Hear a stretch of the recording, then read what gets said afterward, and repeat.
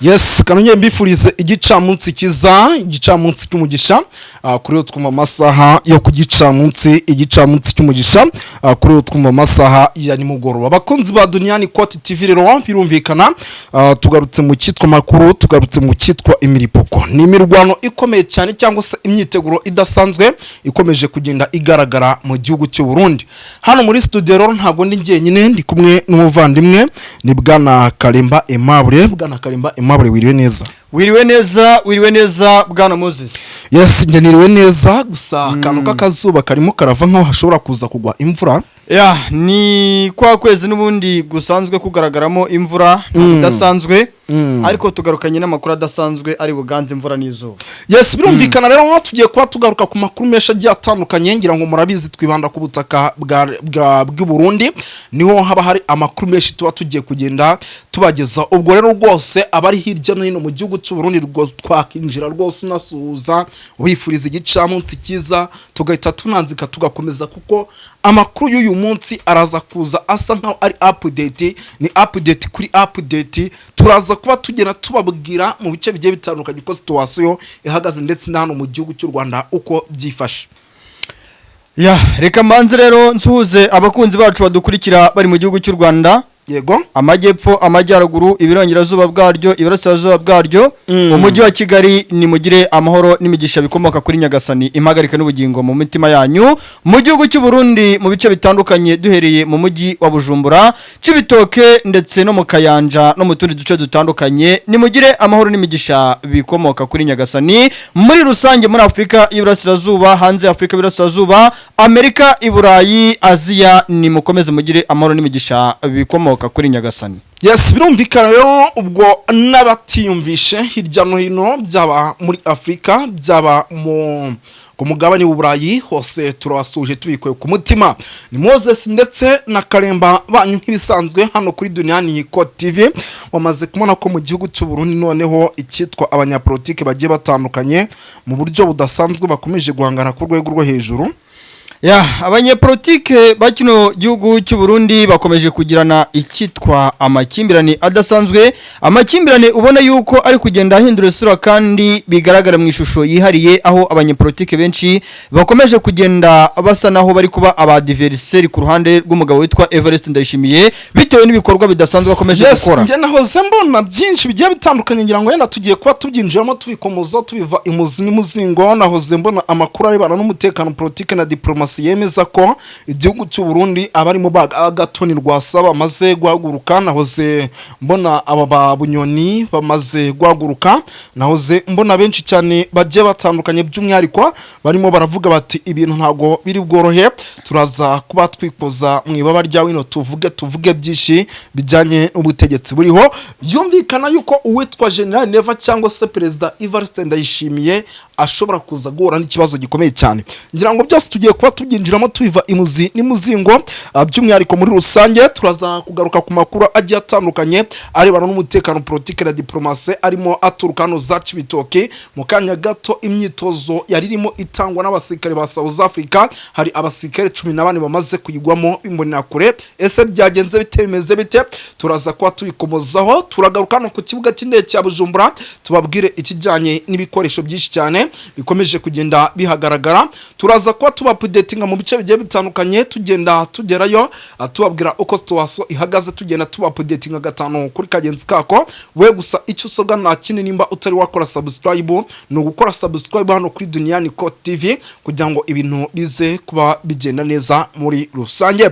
Tugiye kuba rero tubiva imuzi n'imuzingo, ngira ngo nibiza kutwemera turaza kubashyiraho ijambo ry'uwitwa General Prime Niyongabo wabashe kuba aganiriza ingabo zimo abakomeye mu gihugu cy'u Burundi, ababwira ko bagomba kwitegura, basa nkaho neza bari mu bihe bya nyuma. Byose tugiye kuba rero tuginjiramo tubiva imuzi n'imuzingo gatano kuri kagenzi kako. Bwana Kalemba Aimable rero ndagira ngo twinjiye ku nkuru idasanzwe, by'umwihariko ni inkuru irimo igaragaza ko ya myitozo aba South Africa bari baje gutanga hano za Cibitoke yamaze kuba ipfiramo abasirikare benshi bimbonera kure, abagera kuri 12 bahasize ubuzima. Ibi bintu tuze kubyita iki? Ese ni kosi ridasanzwe cyangwa se ni kosi batari basanzwe bamenyereye aba bagabo batangiye kubahereza, ese n'imyiteguro idasanzwe n'ibyo barimo barabigisha kugira ngo barinde imipaka, barinde hehe na he batangiye kubaha, birimo biratuma abenshi batangiye kugenda basiga ubuzima. Bwana Moses, ahangaha ngewe nshingiye ku mafoto ndi kubona hano imbere yanjye y'abasirikare bapfiriye mu myitozo ndetse n'abakomerekeye mu myitozo. Iyi myitozo ni imyitozo yiganjemo kumanukira mu misozi cyangwa se kurwanira mu bice navuga yuko birimo imisozi myinshi ndetse bigoranye cyane, by'umwihariko no mu mashyamba, kumanukira mu migozi n'ibindi bitandukanye. Ibi ngibi urubyiruko rw'imbonerakure ntabwo rwari rubimenyereye. Rwari rumenyereye yuko barujyana mu bice bitandukanye batorezwamo, bakajya kubakurunga hasi, bakabigisha gukoresha imihoro, gukoresha inkota, n'abiga imbunda nini n'intoya rimwe na rimwe. Ariko iyi myitozo yazanwe n'abasirikare ba South Africa, yego, ni imyitozo yananije kino gisirikare navuga cy'u Burundi. Harimo n'abasirikare benshi ba FDNB bafatanyaga n'abari abasirikare ba SANDF, yego, ariyo gisirikare cya South Africa. Urabona yuko iyi myitozo yananije cyane urubyiruko rw'imbonerakure rwari rumenyereye yuko barujyana hari abakaviringita, barangiza bakabahereza inkota ndetse n'imihoro, bakababwira bati ngo kuko muzarwanya umwanzi. Yes, birumvikana rero n'imyitozo ikomeje kubananiza, dore yuko irimo iranabananiza mu gihe igihugu cy'u Burundi kiri ahantu habi cyane, kirimo kiritegura ibintu bikomeye cyane. No kuvuga ngo rero tuve hano twikomereze, ngira ngo ni update kuri update na update na bintu byinshi turi butindemo. Dukomereze by'umwihariko hano i Bujumbura, ngira ngo tumaze iminsi tubabwira ikijyanye n'imyiteguro cyangwa se ikijyanye no gutegura urugamba cyangwa se kwitegura uwo ari wese ushobora kugira ubutegetsi bw'igihugu cy'u Burundi inabi. Hano rero hari amakuru menshi, inama zidasanzwe zikomeje gukorwa n'abagabo barimo ba General Prime Niyongabo, zikomeje gukorwa n'aba bagabo barimo ba ntuza ba Neva, zikomeje gukorwa n'abagabo barimo ba Jean Baptiste, zikomeje gukorwa n'abagabo barimo ba Byamungu. Izi nama rero zirimo zakorwa mu buhe buryo? Ni mu buryo bwo kuorganiza umutekano hano za Bujumbura. Ngira ngo tumaze iminsi igihugu cy'u Burundi kivuga yuko nta kuba cyacitse. Ndagira ngo nibwira abantu yuko rero igikuba kitaracitse ntabwo hakabaye hagaragara ibikorwa birimo biragaragara hano. Bwana Karemba Emmanuel, izi nama ziri kuba hari ikintu ziri buhindure? Ku kijyanye n'izi nama ziri kuba, ni ikintu navuga yuko zidafite ikintu kidasanzwe ziri buhindure, bitewe nuko izi nama mubona ziri kuba mu gihugu cy'u Burundi akenshi, yego, ku ruhande rw'abasirikare b'igisirikare cy'u Burundi FDNB ntago bari kuzumvikanaho. Bamwe baravuga bati ariko aya makimirane turi kubona ari hagati yacu n'urubyiruko rw'imbonerakure Prota n'umutwe wa Red Tabara UPR cyangwa FRB, yego, nta kindi kintu kiri kubitera. Muri urubyiruko rw'imbonerakure harimo abari gutanga amakuru ku byo turi gutegura. Muri iki gisirikare cya FDNB harimo abari gutanga amakuru ku byo turi gutegura. Ni ukuvuga ngo izi nama zose baba bazi igihe zabereye, baba bazi igihe zizabera, yego, baba bazi imyanzuro iri buvemo ko ari imyanzuro yo guhangana n'uyu mutwe wa Red Tabara, cyane cyane ugaragara ufite imbaraga zidasanzwe kurusha indi mitwe ishaka guhangana n'igisirikare cy'u Burundi cyangwa ubutegetsi bw'u Burundi. Ukaba ubona yuko ibintu bitari bworohe habe na gatoya, kandi ukabona yuko umusaruro uri buve muri no nama yabaye cyangwa no mu zindi nama ziri gutegurwa n'izabaye ntawo habe na moto ya Bwana Moses. Yes, birumvikana rero uko byagenda kose, ngira ngo ibintu biraza kugomya bikana ndetse binafata indi ntera. Bwana Karemba Emmanuel ati izi nama zirimo ziraba hano Igitega cyangwa se za Bujumbura, nta kintu na kimwe zishobora kuza kugira gute gukemura kubijyanye n'ibibazo biri mu gihugu cy'u Burundi. Ubwo bishatse kuvuga ati Red Tabara n'ubundi iramutse yinjiye nta kintu n'ubundi biri buhindure. Red Tabara iraza kwinjirira se n'ubundi birangire, cyangwa izi nama zirimo zira ubundi nicyo ngira ngo sobanure nda hano. Ndikuvuga ngo ubwishatse kuvuga ngo izi nama nta kintu ziri butange, niyo handi turi bubone ya mitwe yose iri bwinje mu gihugu cy'u Burundi kwishaka. Izi nama rero nta kintu ziri gutanga, birumvikana imitwe aba irimo irinjira. None kugeza amaginga ntajya ngo ibintu bisobanure neza, izi nama tuzitiki ku kijyanye n'izi nama, ikintu twazita ni ubwoba bukomeye cyane ku ruhande, ubwoba bukomeye igihugu cy'u Burundi gifite. Nje niko mbibona, ariko nta mwanzi muri make isa n'isa ushobora guhita ubataga yego yenda ntibivuze ko adashobora guhita abataga. ariko se bwana Moses ibintu uri kwigira nawe ntago mbizi urabizi neza ko Red Tabara yamaze kugera ku butaka bw'u Burundi kitarasa erega buriya niba wageze mu gihugu kandi cyawe uzi neza ngo perezida araraha uzi neza ngo generali oya n'ubundi amakuru barayafite kuko iyo babakira arega hariya ni iwabo ni nko kuvuga ngo M23 yirukanye ku butaka bwa Repubulika ya Demokarasi ya Kongo urumva igarutse muri Kongo iyoboyeho Gisekedi cyangwa se iyoboyeho yari icumbitse ntabwo ibyo bishoboka ni ukuvuga ngo n'ubundi hariya haba ari iwabo niyo mpamvu baba bagomba kwamenya kandi igihugu cy'u Burundi ni gito by the way igihugu cy'u Burundi ni gito reka tubiva twikomereza nababwiye ati ni update kuri update turaza kugenda tuba updatinga dukubita twibuka tubangura by'umwihariko bwana Karemba Aimable ndagira ngo twinjire hano za Bujumbura ku kibuga cy'indege ni ikibuga cy'indege kugeza amaginga kigikomeje gusukwa ibikoresho mu kanya gato tukumva ati ikoranabuhanga rivuyeho ibindi abaturage cyangwa societe civile igihugu cy'u Burundi kikabihisha ibintu ntabwo bishobora kuza gutuma agace runaka kanatakwa ugasanga abaturage ntibabimenye ni ukuvuga ngo ibingibi byo ni ibintu bikomeje kugenda bigaragara mu ishusho yihariye kandi bigaragara yuko umwanzi uri kurwanya igisirikare cy'u Burundi yamaze gutegura operasiyo zose mu buryo bwa gihanga byaba ari ubwo buryo bw'ikoranabuhanga bwaba ari uburyo bw'imirwanire ni ukuvuga ngo gahunda ihari turaza kubona icyitwa igisirikare cy'u Burundi gikwira imishwaro ndetse n'uwitwa Evariste Ndayishimiye akwira imishwaro ariko abantu bari ku buhanga bw'ibyuma iminota 20 niza kugera muze kudusinyara kugira ngo ibintu bigende neza no kuvuga ngo komeza nta kibazo ni ukuvuga ngo kuba ibi byose biri kuba biraza gutuma igisirikare cy'u Burundi ndetse n'ingoma ya Evariste Ndayishimiye ikwira imishwaro bitewe n'uko tayari Red Tabara tayari uri gufasha Red Tabara ariyo ino mitwe FRB na UPR yose yifatanyije n'icyitwa Red Tabara kandi murabizi niyuza yuko n'umutwe wa M23 ukomoka mu gihugu cya Kongo yego nawo wakomeje kugenda utangaza amagambo adasanzwe uvuga yuko ubabajwe bikomeye cyane no kubona igisirikare cy'u Burundi abanyepolitike b'igihugu cy'u Burundi bagira uruhare mu iyicwa ry'abaturage batuye muri Sud Kivu no muri Kivu y'Amajyaruguru barenga 10,000 bapfuye bishwe n'igisirikare cya FARDC gifatanyije n'igisirikare cy'u Burundi n'urubyiruko rw'imbonerakure n'aba FDLR bavuye mu Rwanda mu 1994 bakoze genocide bagongeye ku butaka bwa Kongo bagahabwa indina Kisekedi Shirombo nyuma yaho Kisekedi Shirombo yabona bimaze kumucanga amahanga n'amahanga maze kumuvuga abagira ku 19 akabahereza Evariste Ndayishimiye.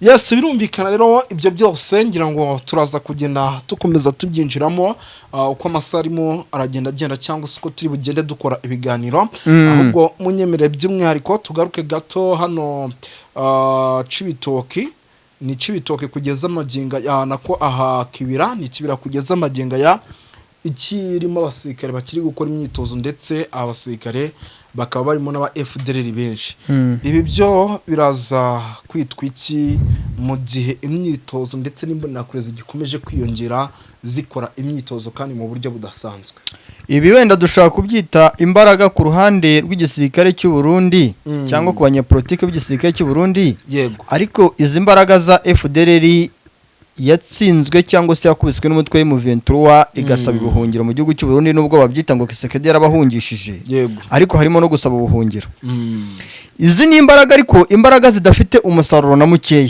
yego kuko ntago wambwira urubyiruko rw'imbonerakure aka kanya rwifatanyije n'aba FDLR rufite intego yo gutsemba ubwoko runaka yo guhangana n'ubwoko runaka urubyiruko rw'imbonerakure rugaragaza ingenga bitekerezo n'aba FDLR bagenzi babo kuko buriya nakunze kukubwira ngo imbonerakure niba ari umuntu baba FDLR cyane niba umuntu baba FDLR nuko ngo rero ibi byose ni imbaraga ziri kugaragara ariko nanone imbaraga zidafite umusaruro kandi imbaraga ziza gutanga icyuho ku ruhande rwa Red Tabara ndetse n'abafatanyije Red Tabara kuba batsinda igisirikare cy'u Burundi n'abanyepolitike bakino gihugu.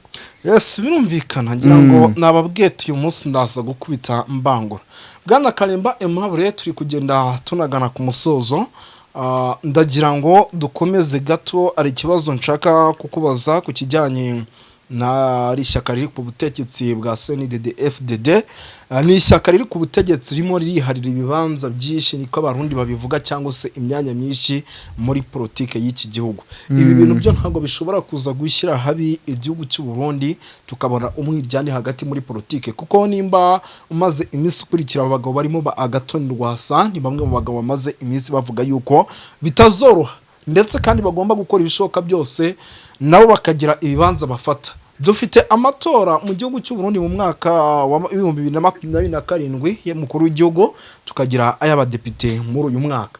Ibintu ntabwo bishobora kuza guteza ikibazo gikomeye cyane, tukabona amatora ari bubemo ibibazo biteye ubwoba ku rwego rwo hejuru.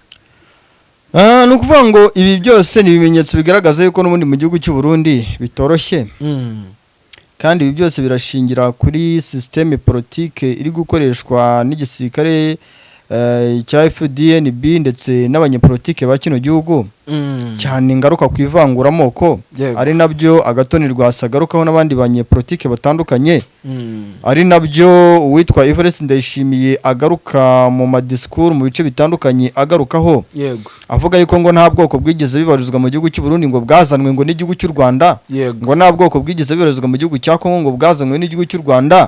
Ni ukuvuga ngo ibintu byose abanyepolitike ba kino gihugu cy'u Burundi bari gushaka gukora buryo kiba byikuraho, kuko bamaze kubona ko amazi arenze inkombe bwana Moses, kandi biraza kubyara ikibazo gikomeye, kuko ngira ngo iki kibazo nkibajije bitewe n'impamvu twagiye twumva nyinshi, atamatora ntago agomba kuba mu gihugu cy'u Burundi, tugenda twumva impamvu nyinshi zigiye zitandukanye, twagiye ngira ngo byose tugenda tubyumva, benshi bavuga bati hari umwiryane mindani, mbega ibintu bikomeza gukomera, ndetse abenshi bakanavuga yuko bishobora kuzatuma igihugu cy'u Burundi kisangamo n'intambara kitazi uko yatewe cyangwa se cyayiteye. Ubwo nibyo nari nshingiye nkubaza iki kibazo, ahubwo twikomereze tugaruke gato ku kijyanye n'umutekano mucyo ukomeje kugaragara mu masaha y'ijoro mu bice bigiye bitandukanye, ugasanga abantu bayishwe. Ibi byo ntabwo bishobora kuza guteza ikibazo gikomeye, abaturage bamenya amakuru bakavumbura ko leta yabo irimo irabashuka igihugu cyabo gifite umutekano muke. Ni ukuvuga ngo abaturage bo kubivumbura barabivumbuye, ahubwo ni kwa kundi umuturage avuga ati nubwo nabivumbuye nta kindi mfite cyo gukora, nta kindi mfite cyo kuvuga uretse guceceka nkabibozwa inkoni y'icyuma, kuko ndabona ariyo politiki igezweho mu gihugu cyanjye, kandi ntago nahunga igihugu, intambara itaraba mu buryo bweruye, ntago nahunga igihugu bitewe nuko wenda ibintu bitoroshye muri rusange, ukabona yuko ibintu bikomeje kugenda bikomera cyane. Yes, bwana Karemba Aimable, ngira ngo tumaze iminsi dukurikirana byinshi, kandi tugaruke go gato mu gihugu cy'u Rwanda ku kijyanye n'u Rwanda n'Ububiligi, abaturage bari mu Bubiligi bo mu Rwanda cyangwa se abakora imirimo yabo igiye itandukanye babarizwa mu gihugu cy'Ububiligi, ngira ngo ejo bundi nduhungire he umbishije ibyo yababwiye. Ese kugeza maginga ya hari benshi bagiye bibaza bati igihugu cy'Ububiligi ibi bintu bya politike ntibishobora kuza gutuma abaturage baririya bafatwa nabi. Ese kuba u Rwanda rugeze gutya rukagira ibyo rutumvikanaho n'Ububiligi bagacana umubano ntibishobora kuza kwafekita abaturage bo mu Bubiligi cyangwa se muri bya bihugu by'amahanga, ubwo ndavuga Ububiligi bari hano mu gihugu cy'u Rwanda. Ku muntu uri mu gihugu cy'u Rwanda yenda ukeneye kumenya uko umuturage wo mu Bubiligi ari muri iki gihugu burya abayeho ubuzima bayeho, wamubwira iki? Ni ukuvuga ngo nta kindi namubwira, agire umutima ukomeye, yihangane, kandi Imana iri hafi gutabara. Oya, ariko buriya ngira ngo ikindi kintu nje nakongeraho, iki gihugu cyacu cy'u Rwanda ni igihugu kidashobora kurenganya umuturage ngo nuko igihugu aturukamo bafitanye ibibazo, kuko sinzi nimba warabibonye ejo bundi ni DJ Ila buriya mu DJ bahaye ubwene igihugu bw'u Rwanda umurundi. Ngira ngo ibyo ni ibintu bigaragaza yuko kuba igihugu cy'u Burundi gifitanye umwuka utari mwiza, cyangwa se harimo uruntu hagati yacyo n'u Rwanda bitashobora kwafekita umuturage w'i Burundi uri mu Rwanda. Aho ngaho nabigarutseho, ariko mu buryo nagarutseho nuko hari ugushidikanya kw'abo baturage n'ubundi bari mu gihugu cy'u Rwanda bavuga bati ese bizagenda gute bizamera gute. Igihugu cy'u Rwanda cyavuze yuko kizakorera ikintu cyose gishoboka kigatabara bano baturage kandi bakabikora mu gihe gitoya. Iyi system yatangiye no kwestarwa mu buryo bugaragara kandi bweruye bunuzuye, ukabona yuko nibuza nka nyuma y'umunsi umwe cyangwa nyuma y'iminsi ibiri ibintu bizagenda neza. Yes, Bwana Karemba Aimable, reka mushimire dusoreza aha ngaha. Yego urakoze cyane.